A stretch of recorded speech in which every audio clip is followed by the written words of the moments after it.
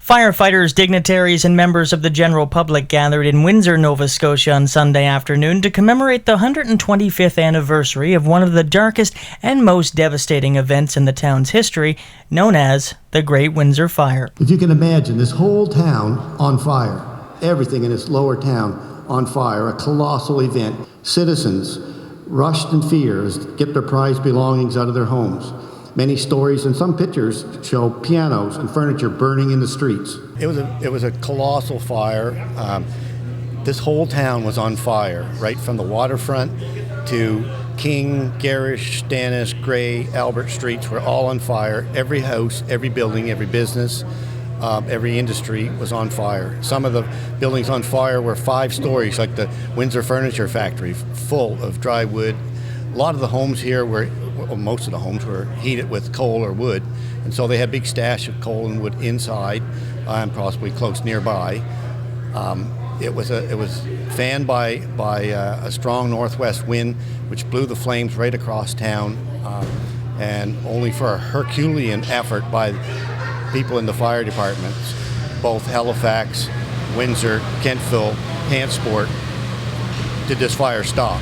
I think that we learn from things that have happened in the past, and it's great to keep those conversations going so that we know where we came from and the strong community that we've been building here for the past.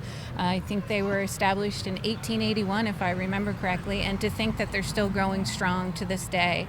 And it makes me proud to see a community that can rally that easily. We are here this afternoon to honor the courage and resilience of 38 men, and they were men in that day, who tried to stem the Great Windsor Fire, and the community of Windsor at large, who endured the conflagration and rebuilt within 2 or 3 years. The 38 people who fought the fire saved all lives. There were no lives lost in the Great Windsor Fire, but a lot of property and a lot of history. So people regrouped and built again, as they had to do a number of times after that because of subsequent fires. So we wanted to talk about that energy that kept people moving forward rather than dwelling on the past. Their equipment at the time of the fire consisted of a horse-drawn hose wagon, a ladder wagon, a hose reel similar to the one at the back, and a few water buckets, and so on. Every time there's a big fire, politicians and the people that fund the fire service realize the importance of fire equipment. And so after the Great Windsor Fire, they bought an 800 gallon per minute steam pumper, a horse-drawn steam pumper.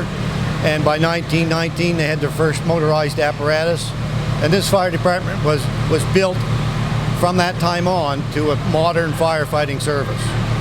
And although the official 125th anniversary of the Great Windsor Fire isn't until tomorrow, the overall event held here today was greatly attended and well received, showcasing one of the darkest and most devastating events in Windsor's history that not only changed the landscape of the area, but also the fire service and how firefighters fight fire here in Windsor today.